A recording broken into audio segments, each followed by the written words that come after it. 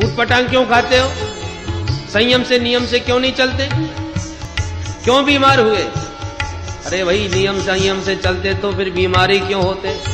और बीमार ना होते तो तुम्हारे सामने क्यों आए होते? अब जो होना था वो तो हो गया, अब तो तुम इलाज करो। संयम नियम वाले हम होते तो तुम्हारे सामने क्यों आते? फिर तुम्हारी जरूरत क्या थी? वक्त भी कहता है प्रभु यदि हम पुण्यात्मा होते धर्मात्मा होते तो फिर तुम्हारी क्या जरूरत थी? अब जो होना था वो तो हो गया।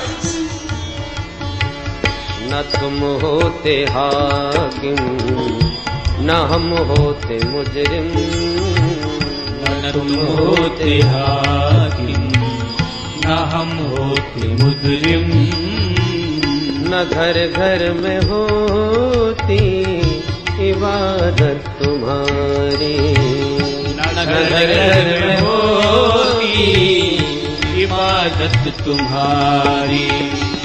तो सुनी ही रहती अदालत तुम्हारी, वो सुनी ही रहती अदालत तुम्हारी।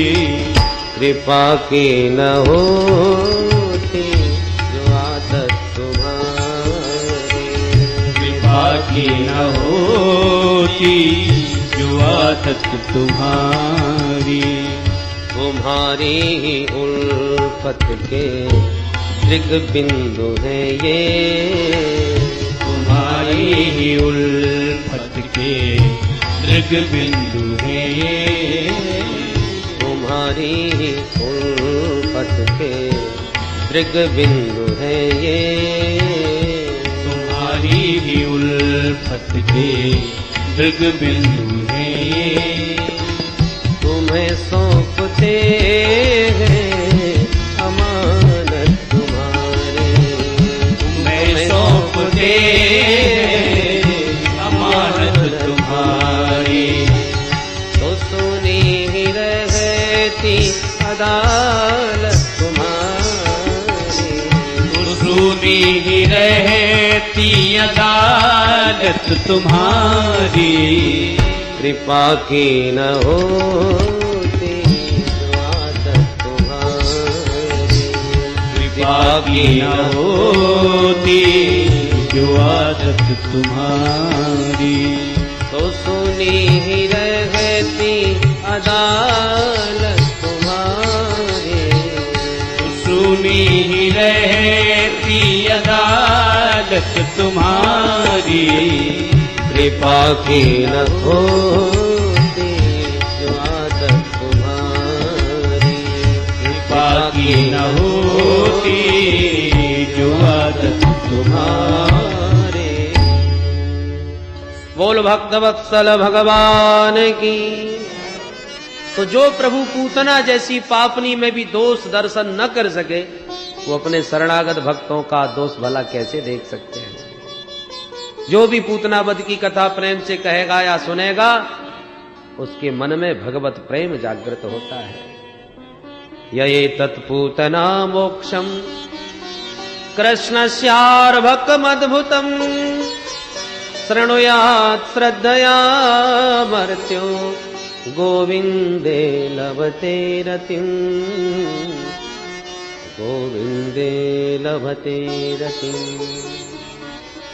गोविंद के चरण कमलों में रति होती है। इस कथा को सुनकर पूतना का उद्धार हुआ।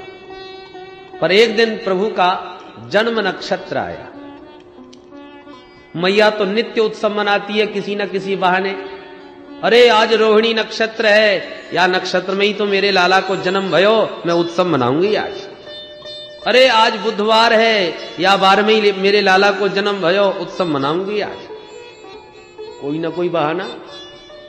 तो जन्म नक्षत्र के दिन मैया ने बड़ा सुंदर लाला का श्रृंगार किया और सजा धजा करके मैया ने पालने में पौड़ाई दिए, थप्पी मार के सुबाई दिए। प्रभु लेटे लेटे अचानक एकदम करवट बदल ली। करवट बदलते गोविंद को देखते ही मैया खुशी में उछल पड़ी। अरे मेरो लाला तो आज तनिक बड़ो है गयो, अपने आप मैया ने करवट बदल ली। तुरंत मैया ने नाई बुलवायो, ए नाई पूरे ब्रज में लगा दे दुहाई। काय बात की? बोले कह दीजो करवट बदलवे को बिल हुआ है।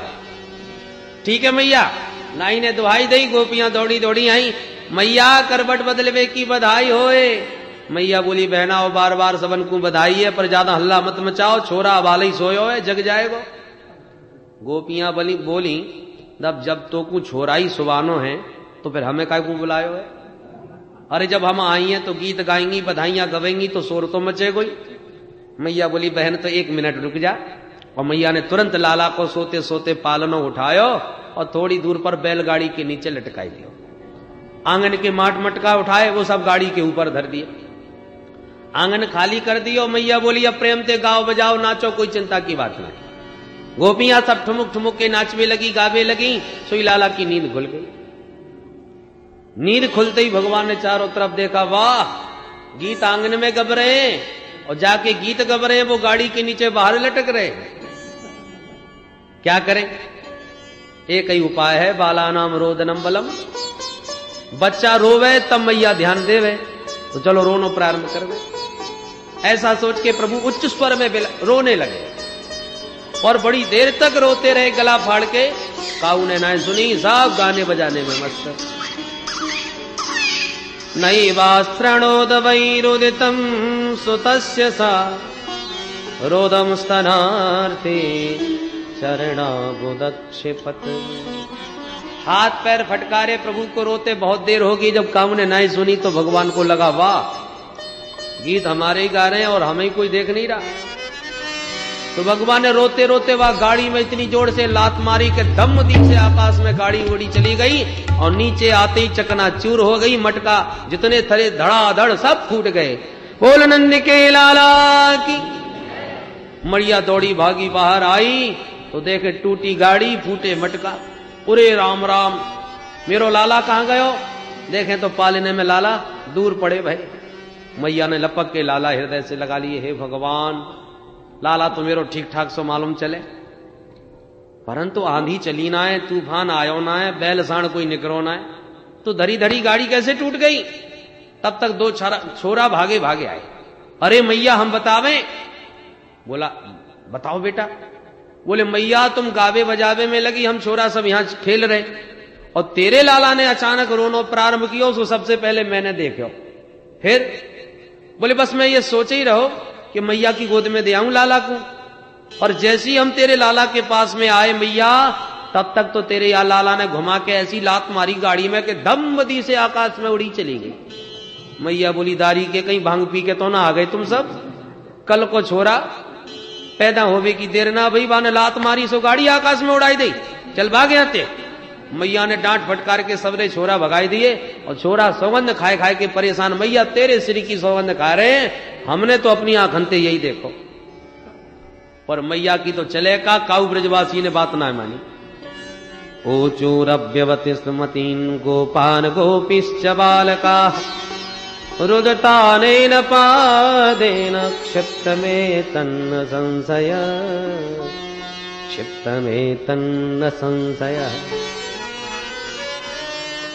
मैया ने तो तुरंत बड़े बड़े विद्वान ब्राह्मणों को बुला करके गृह शांति करवाई, दान दक्षिणा दे के ब्राह्मणों को विदा किए। पंडित जी बोले घबराइयो मत मैया, तेरे लाला के ऊपर हमारा आशीर्वाद है, तेरो लाला स्वयं सबकी बलाय बन के आया हुआ है, या तक कोई अलाय बलाय ना आ सके। और ऐसे ब्राह्मण सब आशीर्वाद देके चले गए। ऐसे प्रभु ने सकट भंजन किया। पर एक दिन मैया लाला को खूब उछाल उछाल के खिलाए रही, कन्हैया किलकारी मार के हंस रहे, पर उछाल वो बंद कर दे सोई रोवे लग जाए। मैया के तो हाथ दुखे आए, कब तक उछालू? सो थक गई मैया और गोद में लेके लाला को अपना स्तन पान कराए भी लगे। मुग्ध हुए माधव मैया का दुग्ध पान कर रहे थे, स्तन पान कर रहे थे कि तिरछी निगाह से देखा, ओहो मामा जी ने उड़न खटोला भेज दियो हमारे ताई। क्या दिखाई पड़ा कि एक चक्रवात का रूप धारण किए बड़ा भारी तृणावर्त नाम का दैत्य चला रहा है, गोल गोल आंधी का रूप बनाए। भगवान मन में मुस्कुराए कि मैया तो ज्यादा दूर ना उछाल सकी, सो मामा जी ने उड़न खटोला भेज दियो। अब मैया गोद से नीचे उतार दे तो ने हम घूमी आ गए, पर मैया उतारती ही नहीं। तो धीरे धीरे प्रभु ने अपना वजन बढ़ाना प्रारंभ कर दिया। गरिमाणम शिशोर्बोडुम न से गिरकूटवत। इतने भारी हो गए प्रभु कि मैया को गोदी में रखना मुश्किल पड़ गया। भूमौ निधाय तम गोपी विस्मिता भार पीड़िता। लाला को उठा के धरती में बैठा के मैया आंख फाड़ के देखने लगी, हे भगवान मेरो हल्को फुल्को नेक्सो छोरा अचानक इतनो वजनदार कैसे है गयो। अब हाल ही तो मैं याकू उछाल उछाल के खिला रही, अब तो मेरी गोदी में ही ना बने ये।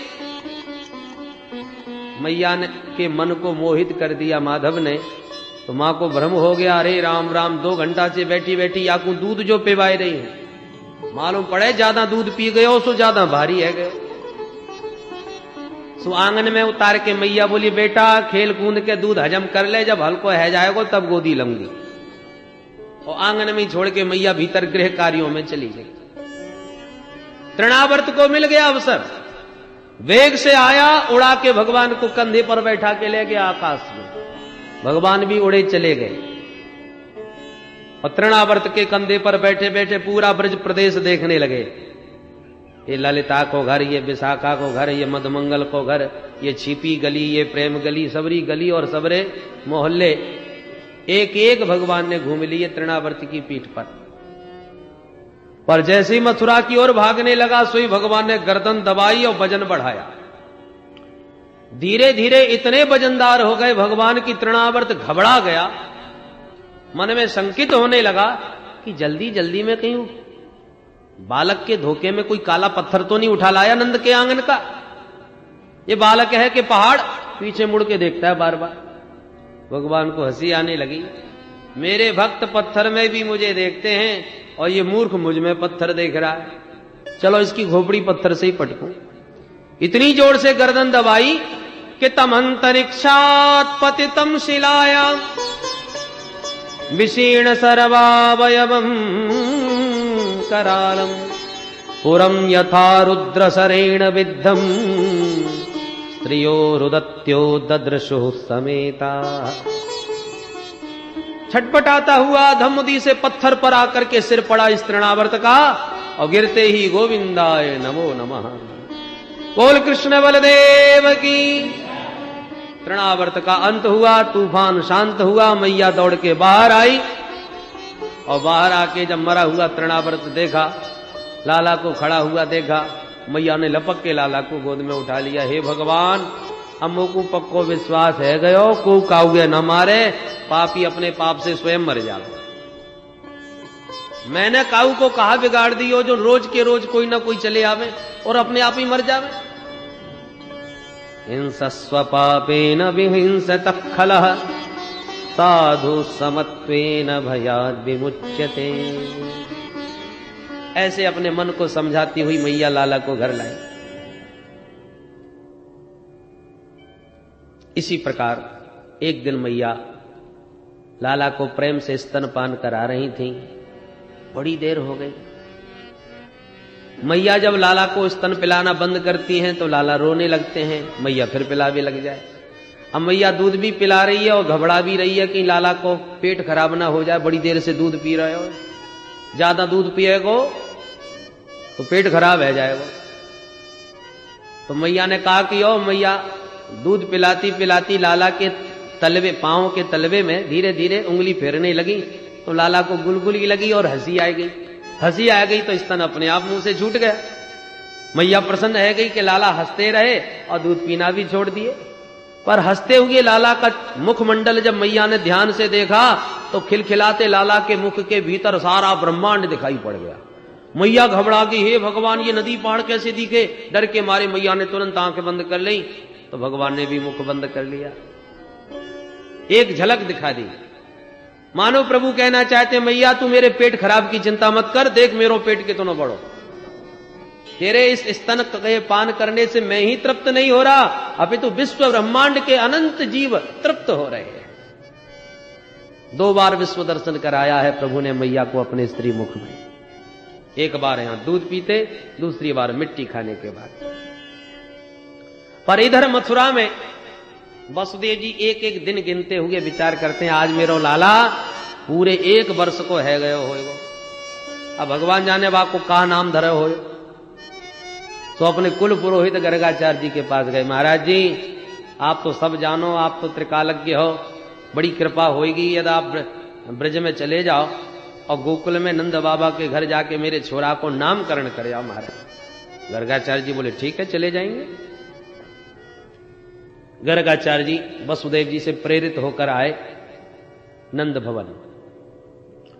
गोकुल में जैसे ही नंद भवन पहुंचे, नंद बाबा ने गर्गाचार्य जी को बड़ो भारी स्वागत कियो। नंद बाबा तो संत ब्राह्मण के अनन्य भक्त। आओ आओ महाराज, बड़ी कृपा करी, खूब दर्शन दिए महाराज, अहो भाग्य हमारे जो आप पधारे। पूजन कियो विधिवत। नंद बाबा बोले महाराज आपके आशीर्वाद से मेरे घर में 2 छोरा हैं। तनिक ने उनके ग्रह बताओ कैसे कहा चल रहे हैं। जब से आए तब से कोई ना कोई उत्पात हो तो ही रहे महाराज। बाबा बोले कहा नाम रखो है अपने छोरा को, कौन राशि है? नंद बाबा बोले अरे नाम धरवे को तो ध्यान ही ना धरो। कहा कहीं छोरा को नाम ही ना है? बोले हाँ महाराज साल भर को है गयो, अब तक तो नाम धरो ना है। बाबा खूब हंसे, जय हो नंद बाबा। 1 साल को छोरा है गयो, अब तक नाम ही ना वाको। नंद बाबा बोले महाराज अब आप जैसे संत पधारे हो तो हम तो प्रार्थना करेंगे आप ही आज नाम रख जाओ। गर्गाचार्य जी बोले वो तो हम रख देंगे परंतु हमारी एक शर्त है। कहा? बोले भाई तुम जानो हम यदुवंशियन के आचार्य हैं। यदूनाम हमाचार्य ख्यातश्च भुवि सर्वतः सुतम मया संस्कृतम ते मन्यते देवकी सुतम। भाई हम यदुवंश के आचार्य हैं, तेरे छोरा को नाम कैसे रख देंगे? और तेरे लाला को संस्कार करेंगे तो कंस को शंका है जाएगी कि गर्गाचार्य जी यदुवंशियन के आचार्य नंद के छोरा को नाम रखवे कैसे चले गए। तो तेरे लाला को वसुदेव को लाला समझ बैठो तो आफत आ जाएगी तेरे ऊपर। इसलिए एक ही शर्त है कि काउए भनक ना पड़े, चुप ही नाम रखवा ले तो रख देंगे। नंद बाबा बोले ये बात है तो महाराज काऊ भैया को भी खबर ना पड़ेगी, आप तो चुपचाप जाके गौशाला में बैठ जाओ, मैं लाला को लेके वहीं आ जाऊं और चुप ही नाम धर के चले जाओ। ठीक है हम राजी हैं। गर्गाचार्य जी गौशाला में लगा आसन जम गए। नंद बाबा ने भीतर खबर करी, अरी महर सिद्ध बाबा आए, जल्दी लाला को लेके आजा नाम रखवाएंगे। ठीक है महाराज आ रही हूं। दोनों माताएं अपने अपने छोरा को श्रृंगार करके सजा धजा करके मोटो मोटो काजर और डिठोना लगाए करके ले आई।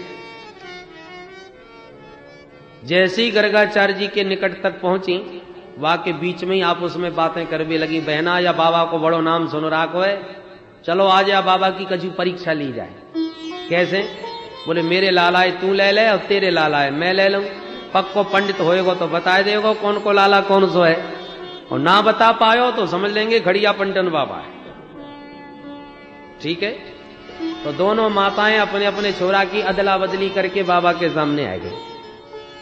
महाराज जी प्रणाम। माताओं ने प्रणाम किया। बाबा ने नेत्र खोल के सामने देखा तो रोहिणी मैया की गोदी में यशोदा नंदन, यशोदा मैया की गोदी में रोहिणी नंदन। तो जैसे ही यशोदा नंदन का दर्शन किया गर्गाचार्य जी ने तो बाबा की दृष्टि पड़ी और नेत्र खुले के खुले ही रह गए। बाबा एक दृष्टि में पहचान गए ये तो साक्षात निर्गुण निराकार निरीह निर्विशेष निरुपाधिक परब्रह्म परमात्मा ही सगुण साकार बना मेरे सन्मुख समुपस्थित हुआ है। निर्निमेष नयनों से निरंतर निहारते ही चले गए उस दिव्य छटा को। बाबा की तो आनंद की समाधि लग गई, आंखें खुली की खुली रह गई, ध्याता ध्यान ध्येय तीनों एक हो गए। मैया तो प्रणाम करके सामने बैठ गई। मैया बैठी बैठी सोच रही है महाराज जी आंखें फाड़ के मेरे लाला की एक एक रेखा देख रहे होंगे या के भविष्य के बारे में कछु दिव्य दृष्टि से निहार रहे होंगे। सो मैया चुपचाप बैठी रही। पर मैया को बैठे बैठे जब पूरा घंटा भर बीत गयो और बाबा कछु बोले ना है चाले ना है, तो मैया हाथ जोड़ के बोली महाराज अब ऐसे आंखें फाड़े फाड़े कब तक देखते रहोगे? कछु मोहते तो बोलो का नाम धर रहे हो? अब बाबा हुए तो नाम धरे। बाबा तो आनंद की समाधि लगाए बैठे। मैया बोली महाराज कछु तो बोलो। रघुनाय बोले। अब मैया घबराई, इशारे में रोहिणी से बोली, बहन ने तू तो देख का है गयो बाबा है, न हिले न डुले न मटके न चटके, न आंख हिले न पलक गिरे। रोहिणी जी धीरे से कान में बोली, मैया मुझे तो मालूम चले या कि सांसऊ ना चले। हे भगवान, तो या बाबा है मेरो ही घर कलंक लगावे को मिलो, अच्छे भले बैठे बैठे या बाबा का है गयो। मैया तो डर गई बेचारी, हाथ पकड़ के हिला दिए, ए महाराज जी। तब बाबा की समाधि खुली, सावधान होके बाबा मुस्कुरा के बोले, हाँ हाँ मैया, मैंने तेरे छोरा को नाम सोच लियो। मैया बोली, जय हो महाराज, ऐसे नाम सोचो कि मैं ही सोच में पड़ गई। अब बाबा कृपा करके जल्दी बताओ कहा नाम विचार किया है आपने। बाबा मन ही मन सोचने लगे, आया था नाम देवे को, और याकू देख करके तो मैं अपनो ही नाम भूल गयो। आलोपितम पुरनयन ममई नाम। जैसे तैसे गर्गाचार्य जी अपने आप को संभाल करके पुनः दोनों बालकों को निहारने लगे, और देखते ही मन मुस्कुराए, ये अदला बदली कैसी दिख रही है, कहीं हमारी परीक्षा तो नहीं हो रही है। सो तुरंत यशोदा मैया से बोले, सुन यशोदा, अयम ही रोहिणी पुत्रो रमयन सुहृदो गुणै आख्यास्यते रामेति बलाधिक्याद् बलं विदुः बलाधिक्याद् बलं विदुः। अरे मैया, तेरी गोदी में जो लाला है ना, ये निश्चित रूप से रोहिणी को लाला है। जो इतना सुना, मैया मुस्कुरा के रोहिणी की तरफ देखने लगी, बहना पक्को पंडित निकलो, खड़िया पंडित ना है, देख ले एक दृष्टि में ही कितनी जल्दी याने पहचान लियो कि ये तेरो छोरा है। और मैया जोर से हंस के बोली, हाँ बाबा आपने बिल्कुल ठीक कही, ये है तो रोहिणी कोई छोरा, पर हम दोनों बहना अपने छोरन में नेकऊ अंतर ना है समझे, एक ही माया मानो महाराज। अब तो ये बताओ यहाँ को नाम का रख रहे हो। बाबा बोले, मैया ये छोरा आगे चल के बहुत बलवान निकसेगो, सो या को नाम हम बलराम रख रहे हैं, बलाधिक्यात बलम विदुः। और कछु या से संकर्षण भी कहो करेंगे मैया। अच्छा महाराज, अब जल्दी से आज छोटे छोरा को नाम और बताए दो। बाबा बोले, मैया भैया के नामन की मत पूछे, बहूनि सन्ति नामानि रूपाणि च सुतस्य ते गुणकर्मानुरूपाणि तान्यहं वेदनो जना गुणकर्मानुरूपाणि तान्यहं वेदनो जना। मैया, ये तेरो छोटो छोरा है ना, यहाँ के तो हजारन नाम पड़ेंगे, इनके नाम अनेक अनूपा। कहां तक के नाम मैया? गोपाल सहस्त्र नाम, विष्णु सहस्त्र नाम, सब यही के नाम अंते भरे पड़े। मैया हाथ जोड़ के बोली, बाबा मोई हजारन नामन की कोई जरूरत ना है, वो तो चोखो सो अच्छो सो एक नाम बताए दो बढ़िया। बाबा बोले, तो या समय नाम रख रहे हैं हम या को कृष्ण। मैया बोली, हे भगवान, ये कृष्ण कहवे में मेरी तो जीव ही पलटा खा जाएगी। का मतलब होए महाराज कृष्ण को? बाबा बोले, मैया कृष्ण को मतलब होए कर्षयति इति कृष्ण, जो देखते ही सबको मन सबको चित्त अपनी ओर आकर्षित कर ले, वा को नाम कृष्ण। कर्षयति इति कृष्ण।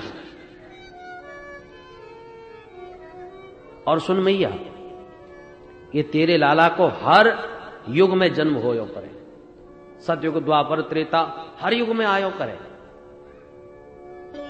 और बाबा के अचानक मुंह से निकल गया कि ये तो वसुदेव को लाला, तब तक भगवान बोले सोई बाबा संभल गए, और बात घुमा करके बोले, सुन सुन मैया, ये तेरो लाला काऊ जन्म में वसुदेव को छोरा भयो होयो।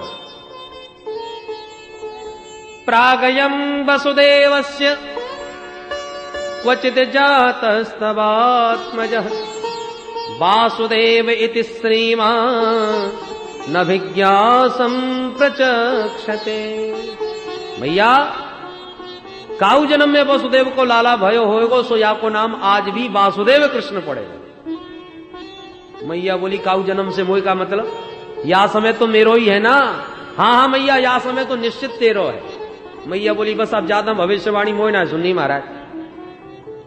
और दंडवत प्रणाम करेगा। मैया तो भीतर आई और रोहिणी से बोली, बहना ये बाबा है तो महान पंडित, ये तो माननी पड़ेगी। कौन को लाला कौन सो है, एक निगाह में जाने बता दिया। नाम जरूर टेढ़े मेढ़े से धर दिए, पर मैंने भी 2 नाम सोच लिए।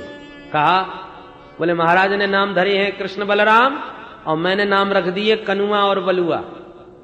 बिल्कुल सीधे सीधे नाम, एक कनुआ एक बलुआ। बोलबे मैंने को परेशानी ना पड़े, तो मैया कृष्ण बलराम की जगह कनुआ बलुआ कहे लगे।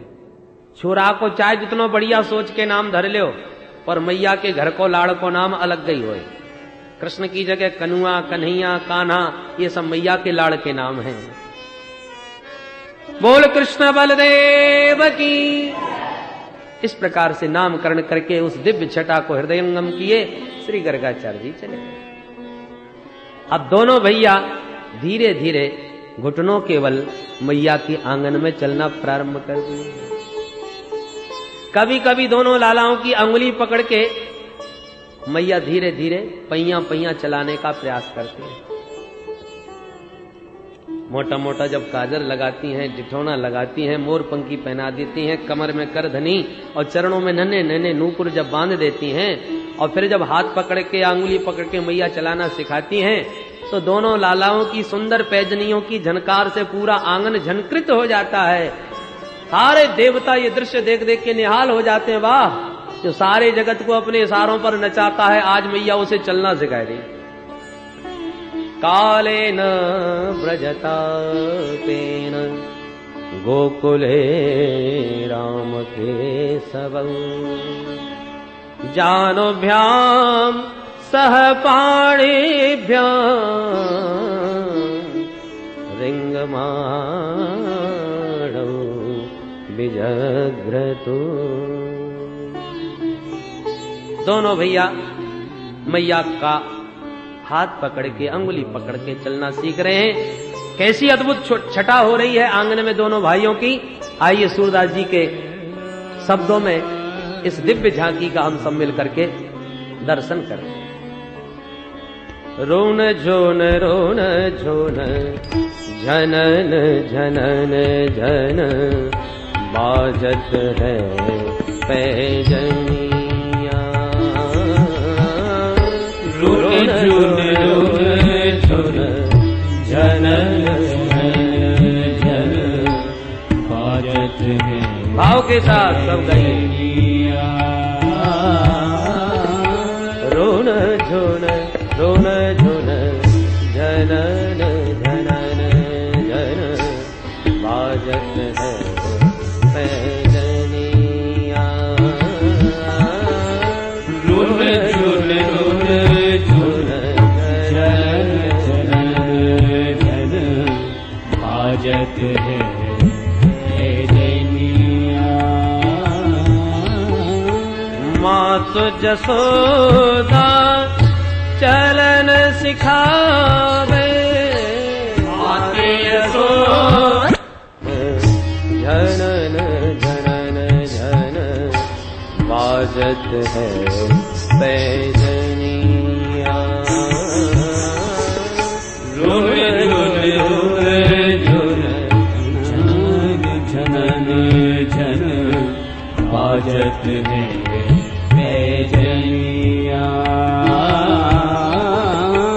पीत झंगुरिया तन पर सो है, पीत झंगुलिया तन पर सो है। पीत झंगुरिया तन पर सो है। पीत झंगुलिया तन पे सो